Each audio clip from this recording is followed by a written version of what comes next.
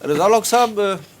روس اور یوکرین کی جنگ 24 فروری 2022 سے جاری ہے اور ہر گزرتے دن کے ساتھ اس میں جو ہے وہ تیزی آتی جا رہی ہے اور مزید تباہی کی طرف جاتی جا رہی ہے۔ روس کے جو صدر پوٹن ہیں وہ ایٹمی جنگ کی دھمکیاں دے رہے ہیں، اور اسی طرح امریکی صدر جو ہے آرمیگیڈون کی بات کر رہے ہیں۔ تو یہ صورتحال کیا ڈیولپ ہو رہی ہے؟ بسم اللہ الرحمن الرحیم۔ بہت شکریہ وسیم صاحب۔ 24 فروری 2022 سے شروع ہونے والی یہ جنگ، جیسا کہ آپ نے بالکل درست فرمایا، روز ہر گزرتے دن کے ساتھ بھڑکتی جا رہی ہے، بڑھتی جا رہی ہے۔ اور کیونکہ اس پوری جنگ کے اندر بہرحال تیل اور گیس کا بھی ذکر آتا ہے درمیان میں، تو یوں ہے کہ کسی نے جلتی پر تیل کا کام کیا ہو، اس میں یورپ بھی شامل ہے، اس میں امریکہ بھی شامل ہے، روس کے کچھ اپنے مفادات بھی ہیں، کچھ اپنی خواہشات بھی ہیں جن کو پورا کرنے کے لیے وہ یہ کام پورا کر رہا ہے۔ لیکن اگر آپ دیکھیں اس پوری جنگ کو، ہم اس کی بیک گراؤنڈ پہ نہیں جاتے، اس وقت تفصیل کا موقع نہیں۔ روس کے کچھ اہداف تھے جب اس نے یوکرین کے اوپر حملہ کیا، اور 234 دن تقریباً 7.5 ماہ گزر چکے ہوئے ہیں اس حملے کو شروع ہوئے۔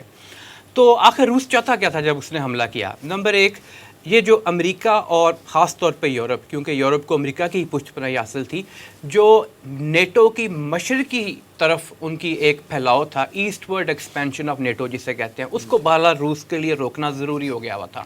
کنٹینمنٹ آف رشیا پالیسی ساتھ میں لائیں تو کنٹینمنٹ آف چائنا پالیسی ان کی یہ بالکل واضح تھی۔ روس کا شروع سے بظاہر یہ ایک اسٹریٹجی کا حصہ لگتا تھا، اور روس سے مراد یہ کہ پیوٹن ہی آل ان آل ہے، وہاں پہ اسٹریٹجی اسی کی تھی، اور اس کے ساتھ جو اس کے ملٹری کمانڈرز ہیں یا اولیگارکس ہیں وہاں پہ جو اس کے ساتھ مل کے کام چلاتے ہیں، کہ یوکرین کو کرپل کر دیا جائے مکمل طور پہ۔ اگر فتح مکمل نہیں بھی کر پاتے، بہت بڑا ملک ہے، اس حد تک کرپل کر دیا جائے کہ وہ پھر کسی کام کا نہ رہے، کم از کم مغرب کے لیے اور وہ جو دوسرے ممالک ہیں وہاں پہ۔ ہم نے دیکھا یہ کافی حد تک اس نے اچیو کر لیا ہوا اپنا ٹارگٹ، ایک دیکھیں۔ دوسرا، اس میں بھی کوئی شک نہیں کہ یہ روس اور یوکرین کا جو علاقہ ہے، اس کو bread basket of the world بھی کہتے ہیں۔ 40% گندم اور اسی طرح اجناس جو ہیں وہ وہاں پہ ہوتے ہیں۔ پھر یہ کہ تیل اور گیس، خاص طور پہ روس تو اوپیک پلس کا بھی حصہ ہے، اور جو یوکرین ہے اور روس خود وہاں یورپ کے اندر تو جو گیس ہے تقریباً 35% وہاں سے جاتی ہے۔ یہ بھی ایک اہم ایک ہدف تھا کہ اس کو کنٹرول میں رکھا جائے۔ تو روس اور ساتھ اگر اس کے ساتھ چین کو بلائیں تو امریکہ کی جو پوری دنیا میں ایک ہیجمنی ہے، کھلم کھلا اس کے خلاف سٹینڈ لینے کا بھی ایک موقع روس کو ملا، اور پھر جب روس نے وہ سٹینڈ لیا تو باقیوں نے بھی جو امریکہ کی ہیجمنی کے خلاف ہیں، خاص طور پہ چین، انہوں نے ساتھ دیا اس کا۔ اور ہم نے دیکھا کہ اگر روس کے حوالے سے دیکھیں تو معاشی حوالے سے بھی اتنا نقصان روس کو نہیں پہنچا جتنا شروع میں کہا جا رہا تھا کہ پہنچے گا، اور عسکری حوالے سے تو بہرحال اس نے ایک بات ثابت کی کہ وہ جو راستہ تھا جہاں سے آگے بڑھ رہے تھے گھیراؤ کے لیے، اس نے وہ راستہ روکا اس کا۔ اور پھر ساتھ یہ دیکھیں کہ چوتھی بات، روس کو جو گرم پانیوں تک رسائی کی ایک اس کی خواہش بھی تھی اور ضرورت بھی تھی، تو وہ کسی زمانے میں تو افغانستان پہ حملہ کرنے، یعنی 80s کی بات ہے، 79 کی بات ہے، تو وہاں پہ حملہ کر کے وہ کوشش اس نے کی، اس میں ناکام ہوا۔ لیکن پھر اس نے سیریا کے لیے وہ جو آپ اس کا سیویسٹوپول کا علاقہ ہے، یہ جو بلیک سی سے سی آف مرمرا سے ہوتے ہوئے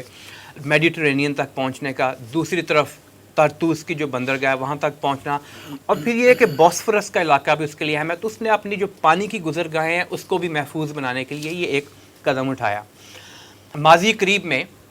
تقریباً جیسا میں نے عرض کیا 234 دن گزر چکے ہیں، تو پچھلے کوئی 1 ماہ کے اندر ہم نے یہ دیکھا کہ روس نے partial mobilisation of armed forces اپنی کی، یعنی کہ یوں کہیں کہ جو ہوتے ہیں آپ کے رضاکار یا عوام، ان میں سے بھی بھرتیاں کرنی شروع کی، جس پہ بیک لیش بھی بہت سارا آیا ہے، لیکن اس پہ بھی کوئی شک نہیں کہ اس نے اپنے آبجیکٹیو جو اچیو کرنے اس کے لیے شاید ضروری ہے۔ یوکرین کی طرف سے بڑی زبردست مزاحمت بھی فیس کرنی پڑ رہی ہے، اس میں بھی کوئی شک نہیں، جی اس میں بھی کوئی شک نہیں، بالکل درست فرما رہے ہیں کہ مزاحمت بہت زیادہ ہے۔ یہ جو نیوکلیئر اٹیک کی بات کی تھی پیوٹن نے، یا نیوکلیئر آپشن کی بات کی تھی، یہ اصل میں ایک کانٹیکسٹ میں اگر دیکھیں اس کا وجہ یہ تھی کہ یوکرین جو ہے اس بہت سارے حملے کر رہا تھا روس کے اوپر، یعنی روسی ایسٹس کے اوپر، وہاں پہ اس نے تو کرنے ہیں، بہرحال اس کا ایک یہ یوں کہیں کہ according to the United Nation اس کا حق بھی بنتا ہے اگر اس کے اوپر حملہ کیا جائے تو وہ جوابی کارروائی کرے، لیکن اس کو سپورٹ جو یورپ سے اور باقی ممالک سے حاصل ہے، اور پھر روس کے جو کچھ اثاثہ جات ہیں سمندر کے اندر اور اس کے علاوہ اس کے اوپر جو حملے کیے،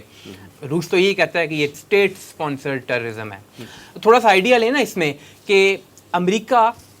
جنوری 2021 سے لے کے اب تک، یعنی تقریباً 2 سال گزر گئے ہیں، $17.5 بلین